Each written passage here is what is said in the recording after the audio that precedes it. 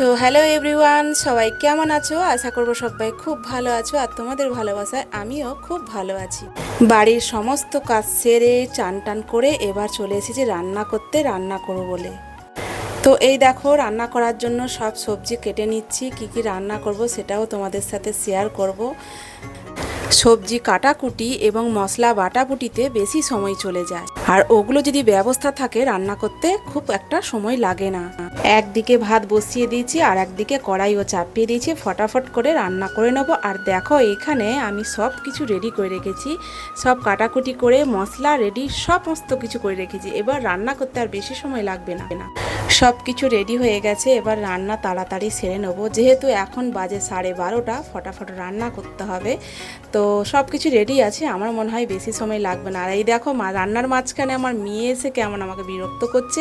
ওকে school থেকে অনেক কাজ দিয়েছে, কিন্তু সে কাজ না করে একটুখানি লিখে আসছে, আবার এসে আমার সাথে আড্ডা মারছে, গল্প করছে, আর আমাকে বিরক্ত করছে। আজকে মনে হয় একটুখানি মারও ও খেতে পারে। এই যে দেখছো কেমন ঘুরছে। আর এদিকে আমার রান্না, এই যে মেয়ের সাথে গল্প, আর এদিকে এই লাইট ফাট জেলে আর বাইরে আড্ডা দিচ্ছে মেয়ে, দেখেছো? তারপর ঘরে এসে দেখি ওর ভীষণ টেনশন, মানে লিখে লিখে ও বিরক্ত হয়ে যাচ্ছে যে কি করে লিখবো। যেহেতু হলিডে হোমওয়ার্কের অনেক কাজ আর টিউশন থেকেও কাজ দিয়েছে, আর একটু অলসও আছে পড়া নিয়ে। আমি ওকে বলছি, মানা তুই যতটা তাড়াতাড়ি পারবি লিখে নে, পড়ার কাজগুলো করে নে। ও বলছে মার ভালো লাগছে না, সত্যি পড়ে পড়ে যেন বিরক্ত হয়ে যাচ্ছে। পড়াশোনা তো করতে হবে, বা লাইভে পড়াশোনা না করলে কি করে তাই হবে, তাই না? তো যাই হোক, এই যে কি একটা কিনেছে, সিট কিনেছে, ওটা হলিডে হোমওয়ার্কের জন্য আমাকে দেখাচ্ছে। তো যাই হোক, মেয়ে তো ঘরে পড়া করছে, আমি চলে এলাম আবার রান্নাঘরে। আর এখানে করলা ভাজি হচ্ছে, একটু নাড়াচাড়া করে দিলাম।